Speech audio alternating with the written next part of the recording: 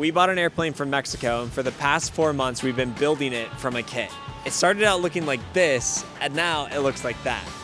And after the build's complete, we are going to be turning it into a camper plane. This week is the week we're going to be wiring our avionics panel. So a good avionics panel can truly increase the safety of your plane. So never in a million years did I think somebody who's not certified and has zero experience wiring anything could possibly wire and install an avionics panel. But the guys here at Bearhawk have assured us that wiring is not nearly as hard or taboo as I once thought. And so Aaron and I will be diving headfirst into wiring this panel, bringing it to life, and seeing if these rookies actually have what it takes to wire a hard IFR panel. Good morning, guys. So after a month and 2 weeks, it feels like we've been gone forever. Feels like 6 months. After a while, we are back officially at Bearhawk, and the progress they've made is mind-blowing. Like, we walk in through the door and like our wings are all painted and just chilling there, and we are so excited to be back. Today, Peter is like ready for us over there. He's ready to start working on our avionics, and so Aaron and I are gonna start the whole wiring process of our harness and get pushing through all of our avionics and harness for the plane. Starting avionics, I'm like, bro, I don't know how we're gonna do this. This is gonna be brand new, and I'm kind of excited to learn and hopefully understand more of the ins and outs of our panel. Peter is the guy that is in charge of avionics here at Bearhawk, and he's kind of got his own little corner. It's the Peter corner. This is where he hangs out a lot of the time, and he's got the whole thing kind of laid out for us to start. He's got a good foundation on the panel already, just like the back of it, which is also really interesting to see, as we've always seen the forward-facing panel. Now we're gonna dive deep into the back and the guts of it, and then also all of the wiring. I've started seeing our wiring diagrams. He's put a lot of work into what the wiring diagram looks like right now. And they're very pretty, you know? It's just following the map. You guys want to do your own thing, or do you want to do something together? We can start something together and then move on to our own things. There you go. So the GEA24 is this box right here. That takes all the engine analog data and throws it into a digital format so we can display it on the screens. It's a nice straightforward place to start because you're going to connect wires to a connector that plugs into this box, and then the other ends are just pigtails that run out through the firewall. So it's a good, easy place to learn, okay, crimping, stripping. We'll go over to your stash of goodies and pull out the connector kit for the GEA24 and then throw some wires in it. Let's do it. Around how long does it take you to like complete a whole panel? Depends on the complexity of the panel. If you've done it before, yeah, and you just, you know, you've got 3 items in the panel and you throw stuff together, a couple weeks. You can build one from scratch where you've never done any part of this wiring before, and you'll spend 2 weeks on just making a plan. In each of the Garmin connector kits, they provide everything you need for that unit. How's it all making sense?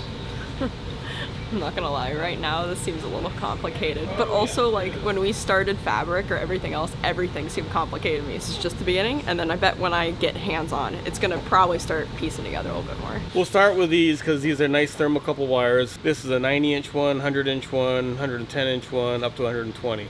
And that just gives us enough to get through the firewall, out to each side of the engine, and when we get the engine installed, we'll just go ahead and trim it to length and put the sensor on. How did you know those lengths? Were those ones that you measured? Yeah, we had to measure them. Okay. Thermocouple wire is this here. Roll this off like this and just cut however many you need. There's your first task. Garmin has very complete manuals for each unit. I largely use their interface diagrams or interface examples to then create our own, because not everybody uses a PPS. They might not use a CO detector, and so we'll take their outline examples, we'll take their pinouts and create our own. So you could take their sheet and add to that with a pen. Yeah. But we want to be able to say, here it is, this is everything that we do to ours. There's the first one. Guess how many more you gotta do? A ton. All right. There's so many. You got this, Aaron.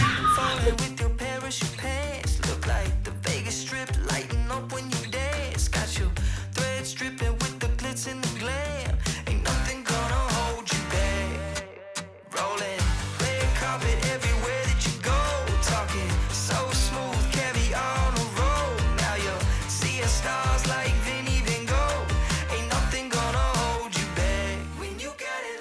How you doing, Paul? Good, this is fun. I'm enjoying this a lot, actually. Yeah. Paul's first plug. My first plug. That is so satisfying.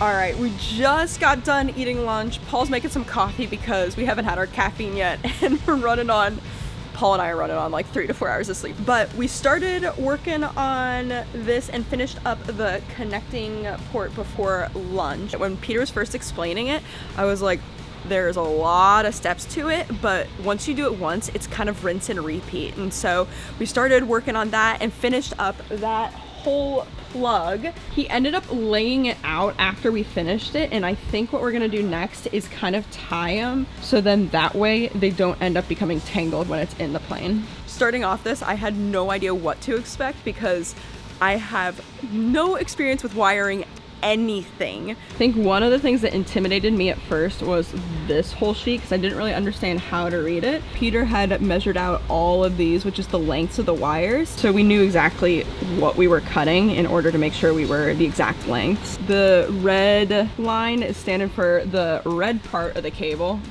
and then that yellow line stands for the yellow. So it kind of, you literally just like look at the wire and it tells you exactly what you need for each wire too, and each number that you need for connecting it to the port. All right, Peter, should we wait for Paul or what do you want to do? Get to work, girl. Let's Get go. to work. Get it hard. All right, so while Aaron's doing this, I'm on to the next, what are we calling these things? Connector, adapter, you know, whatever. I'm on to the next one though. And once the lengths are measured out, now I'm grabbing the cord and we're starting the whole process again. We are using different wire now. So this one has like 3 little wires inside of it. This one has 2 little wires inside of it. So we're picking the wire that we need and then measuring it out and starting that whole process again. Don't worry, that's a motto. So we keep moving along. Peter has taught me we were trying to keep everything as organized as possible. So that's why we do so many labels, but also why we kind of tie them together so then that way it's not like mangled spaghetti when they are placed, per se. It's funny because this string is very waxy, and so my hands have actually gotten my hands have actually gotten like pretty my hands have actually gotten pretty sticky from this.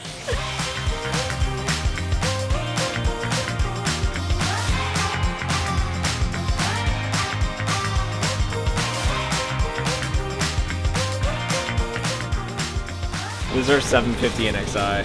This is like the brain of our IFR system. Whoa, she is so clean.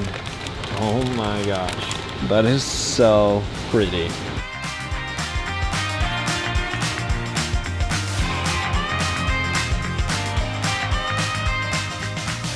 So we're coming close to the end of day 1 on wiring our avionics, and I had some comparisons to make. When we got into fabric, there's a lot of unknowns around fabric, and it was like, oh my gosh, fabric, everyone talks about how hard it is. But as we started to get into it, you start to know how to do it, and then it becomes easier and easier because it's just doing what you've done. And I'd say similarly here, this is somewhat tedious work, but super doable. Like if you're doing fabric, then 100% someone could do this.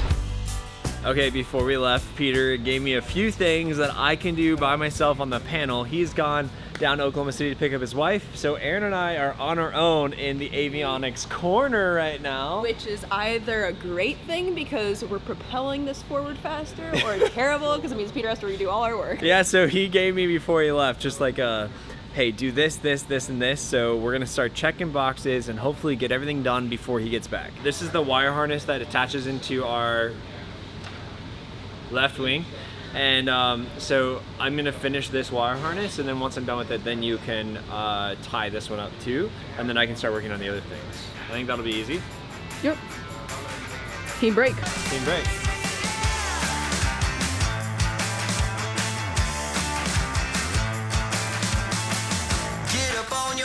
This is a shakedown. Peter, this is clean. That is clean. Just wanted for you to see that before I sent it in.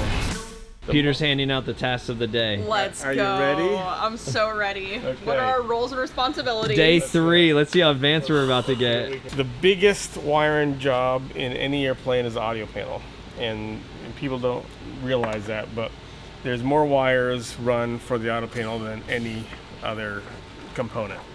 And so it takes the most time and it's the most intensive. But you go step by step and it's just like any other component, it's one pair of wires at a time. In conjunction with that, we have a GTR 20, and there's a lot less wires on this one. I like it. Less wires for me, the better. Paul's map, and this is Aaron's map. I like this. I like this a lot. This is a good plan. You can pay me later. Yeah. I'm gonna spend the next like hour just figuring out what everything is. I guess we'll start with the first connection. That'll be the GMA35. I'll find the connector and then we'll start working down with this first wire, this first cable right here.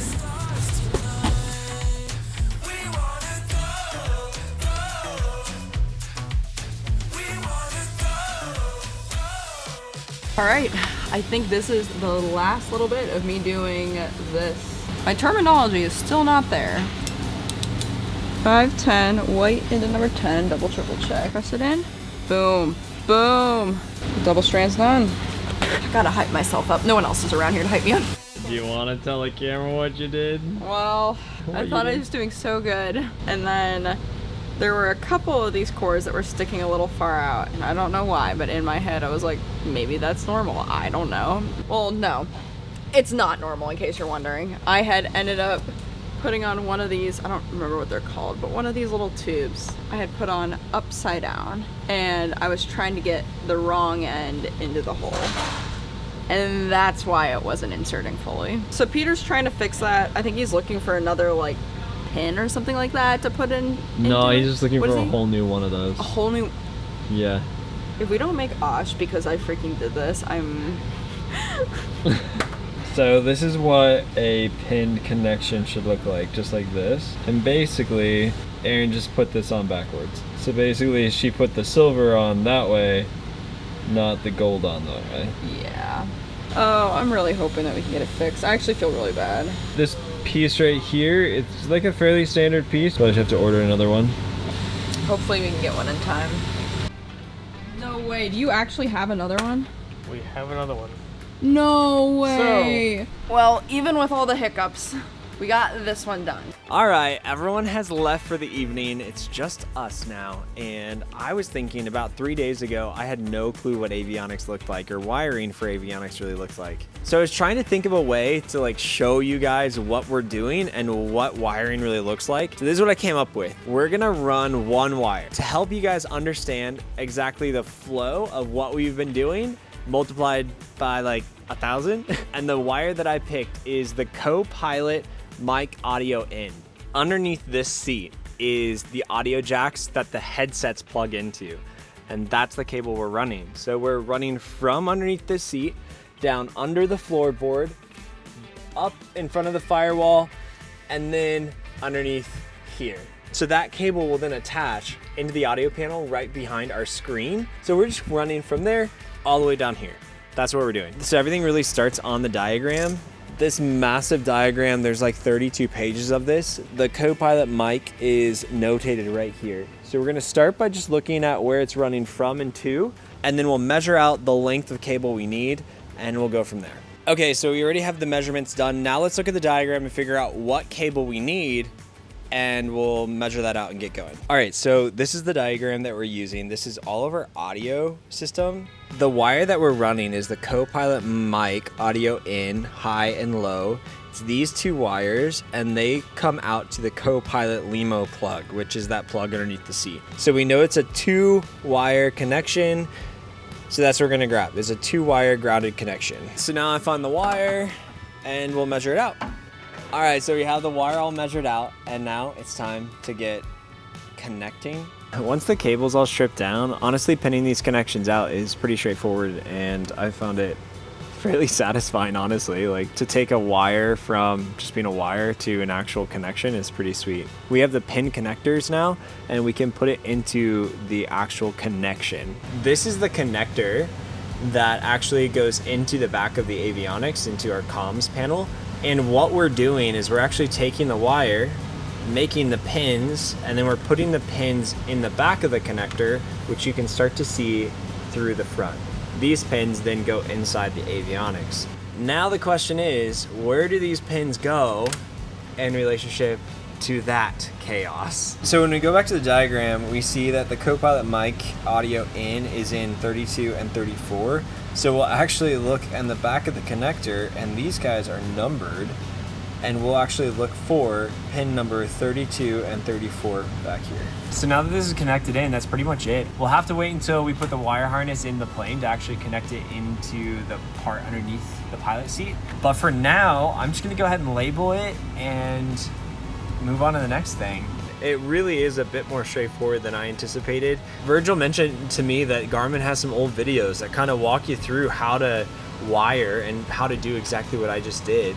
And then they actually have diagrams that come with some of their stuff, and so he was able to wire his entire plane without a mentor like Peter, and we love Peter, and I could not imagine doing that without him. I think that's pretty cool that Garmin has a resource like that for people who are looking to wire their own panels, to be able to go online, see how to do it, and then be able to wire their own planes. So we'll link those resources below for anyone who's looking to go ahead and wire their own harness. It's been really fun to be here, and I feel really lucky to be here at Bearhawk and get this intensive time to learn different skills like wiring a panel or learning how to fabric a plane. I feel really lucky that Aaron and I have this time to actually grow in our knowledge and hopefully become better, safer pilots because of it.